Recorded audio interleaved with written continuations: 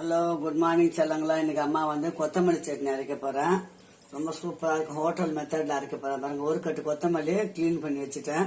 ஒரு 10 நாட்டு வெங்காயம், 1 ஸ்பூன் கடலைப்பருப்பு, 1 ஸ்பூன் உளுத்தம் பருப்பு, 3 வரமிளகா, 1 தக்காளி, ஒரு 2 இன்ச்சு அளவு இஞ்சி, அப்புறம் புளியாங்கொட்டை சைஸு புளி, 3 பச்சை மிளகா, பெரிய பச்சை மிளகா 2 போடுங்க. இது வீட்டில் வளர்ந்த மிளகா. எனக்கு இதுவும் காரம் அதுவும் காரம், அதனால இது 3 எடுத்து வச்சுக்கிறேன். வாங்க வீடியோக்குள்ள போகலாம். சட்னி எப்படி செய்யறேன்னு பாருங்க. ரொம்ப சூப்பரா இருக்கும் பிள்ளைங்களா சட்னி. கொத்தமல்லி சட்னி அரைக்க போறேன். வாங்க வீடியோக்குள்ள போகலாம். என்னென்ன போடுறேன்னு மட்டும் பாருங்க. சூப்பரா இருக்கும். இது இட்லிக்கு, தோசைக்கு, சாப்பாட்டுக்கும் பிசைஞ்சு சாப்பிடலாம் பிள்ளைங்களா. வாங்க வீடியோக்குள்ள போகலாம்.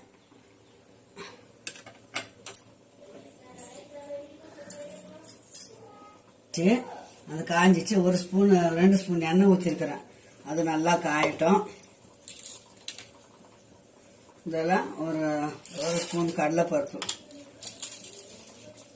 1 ஸ்பூன் உளுத்தம் பருப்பு, 3 வரமிளகா,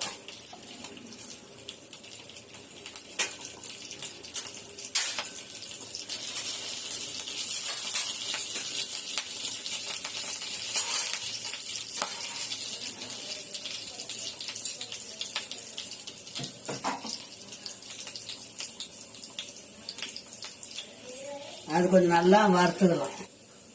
என்ன பண்ணணும், கொஞ்சம் சிறுவை வச்சுட்டு இந்த கடலைப்பருப்பு, காஞ்ச மிளகாய் இதெல்லாம் எடுத்துடணும்.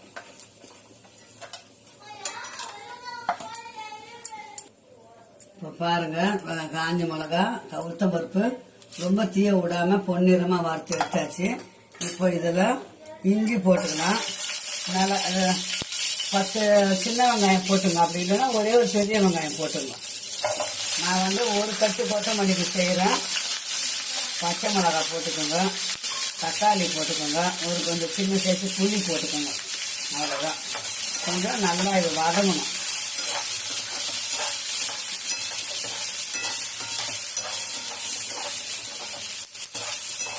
அஞ்சு நிமிஷம் வேலை தாங்க இது.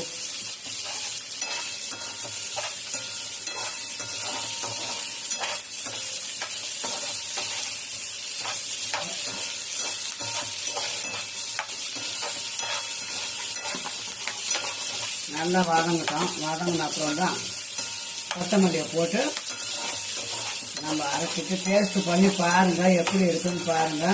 பார்த்துட்டு அம்மாவுக்கு வீடியோவில் சொல்லுங்க, கமெண்ட் பண்ணுங்க. அம்மா வீடியோவை பார்த்துட்டு எப்படி இருக்குன்னு டேஸ்ட் பார்த்துட்டு சொல்லுங்க.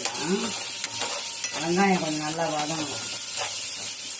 பொன்னிறமாக வதங்கினா போதும். ரொம்ப வதங்கினாலும் இதுவாயிருக்கும். இப்போ இந்த கொத்தமல்லி 1 கட்டு, 2 கட்டு கூட போட்டுக்கலாம். நான் 2 பேருக்கு ஒருத்தரும் 1 கட்டு தான் போடுறேன்.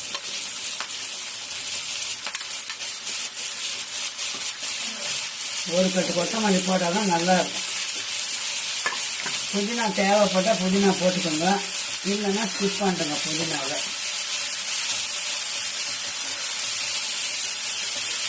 இந்த வதங்கத்துக்குள்ள நம்மளுக்கு தேவையான உப்பு போட்டுக்கலாம்.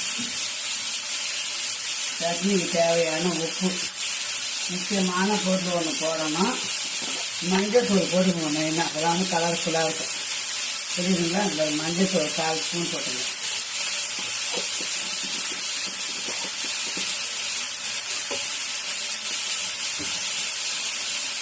இப்போ நம்ம நல்லா இதாக வதக்கிட்டு ஆற விட்டு கொஞ்சம் கொஞ்சமாக ஃபஸ்ட்டு பருப்பை போட்டு அரைக்கணும். அதுக்கப்புறமா இதை போட்டு கொஞ்சம் கொஞ்சமாக அரைக்கணும்.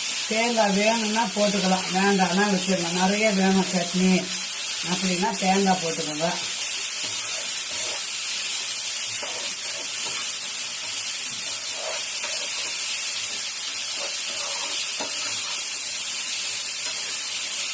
வதங்கிச்சு பார்த்தீங்களா எல்லாமே. அவ்வளோதான். இதை எடுத்து அப்படியே கொஞ்சம் ஆற விட்டுடலாம். இப்போ கொத்தமல்லி இதெல்லாம் வதக்கிட்டோங்களா, இதை அப்படியே ஆற வச்சிடலாம். இது ஒரு பக்கம் ஆறுது. ஒரே ஒரு தேங்காய் பத்தை தான் போட்டுக்கிறேன். தேங்காய் பத்தை வேணும்னா போட்டுக்கலாம், அது உங்கள் இஷ்டம் தான். இன்னும் கொஞ்சம் கூடுதலாக டேஸ்ட் இருக்கும், அவ்வளோதான். ஒரே ஒரு பத்தை தான் போட்டுக்கிறாம்மா. அதை கொஞ்சம் நம்ம வறுத்துருவோம். எந்த சட்னி அரைச்சாலும் புளியாங்கொட்டை சைஸு கொஞ்சம் வெல்லம் வச்சு அரைங்க. ரொம்ப ரொம்ப டேஸ்ட்டாக இருக்கும். ஹோட்டலோட ட்ரிக்ஸ் இதுதான். புரியுதுங்களா? ஹோட்டலில் உள்ள டேஸ்ட்டாக இருக்குது, நம்ம வீட்டில் கொஞ்சம் டேஸ்ட்டு கம்மியாக இருக்குதுன்னு நினைக்காது. எல்லாமே நம்ம போடுறதால செய்கிறோம். ஒன்றே ஒன்று நம்ம ஒரு வெல்லம் ஒரு பிஞ்சு போட மாட்டோம், அது போட்டுக்குங்க கண்டிப்பாக. போட்டிங்கன்னா அதோடைய டேஸ்ட்டு கொஞ்சம் தூக்கலாக இருக்கும். இப்போ நம்ம சட்னி எல்லாம் அரைச்சிட்டு வந்துடுவோம். ஃபஸ்ட்டு இதை போட்டு அரைச்சிட்டு வந்துடலாம். கடலைப்பருப்பு உளுத்தம் பருப்பு போட்டு ஒரு அரைப்பு அரைச்சிட்டு வரணும். ஒரு காஞ்ச மிளகாய் அரைச்சி வச்சு அதுக்கப்புறம் இந்த தேங்காவை போட்டு அரைச்சிடலாம். போட்டு மொத்தமாக போட்டு அரைக்கக்கூடாது, கொஞ்சம் கொஞ்சமாக போட்டு அரைச்சிக்கலாம். தேங்காய் அரைச்சாச்சு, இதை போட்டு கொஞ்சம் கொஞ்சமாக போட்டு அம்மா இப்போ சட்னி அரைச்சிட்டு வந்துடும்.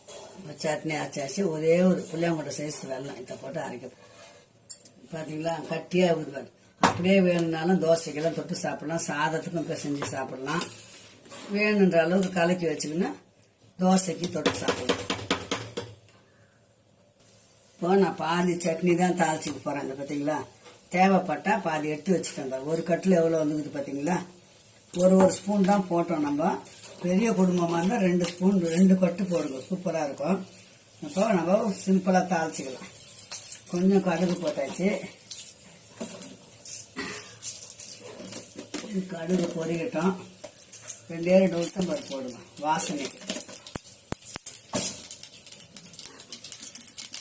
ஒரு சிட்டிகை பெருங்காயம், ஒரு வரமிளகா, கொஞ்சம் கருவேப்பிலை.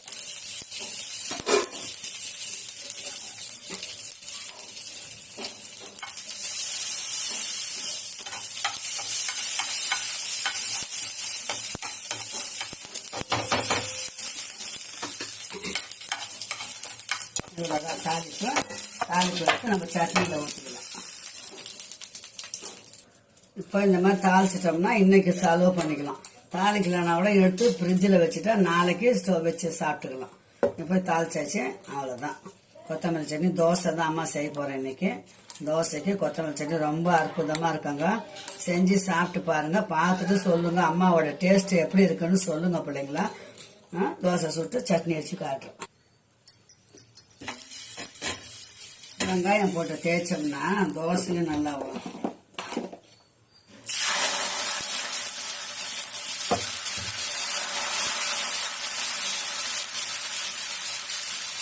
அன்னைக்கு ஆப்பத்துக்கு தான் அரைச்சேன், சட்னி வேணுன்றாங்க, அதனால சரி அப்படியே தோசையாக ஊற்றிடுவோம்.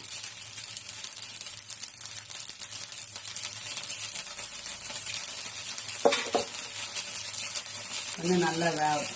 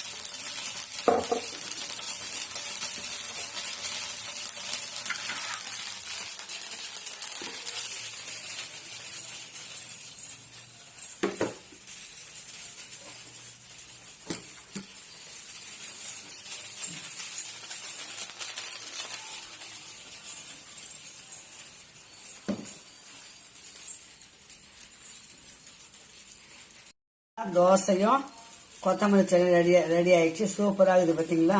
கொஞ்சம் மஞ்சள் தூள் போட்டோம்னா ரொம்ப கலர்ஃபுல்லாக இருக்குது. பாருங்க சூப்பராக இருக்குது. வாங்க சூடாக சாப்பிடலாம். தோசை கொத்தமல்லி சட்னி தான் இன்னைக்கு டிஃபன் அம்மா வீட்டில். ஓகே சொல்லுங்களா, மீண்டும் நல்ல வீடியோ சந்திக்கலாம். பாய். அம்மா சேனல் பிடிச்சிருந்தா கண்டிப்பாக லைக் பண்ணுங்க, கமெண்ட் பண்ணுங்க, ஷேர் பண்ணுங்க, கண்டிப்பாக சப்ஸ்கிரைப் பண்ணுங்க செல்ல பிள்ளைங்களா. Okay bye.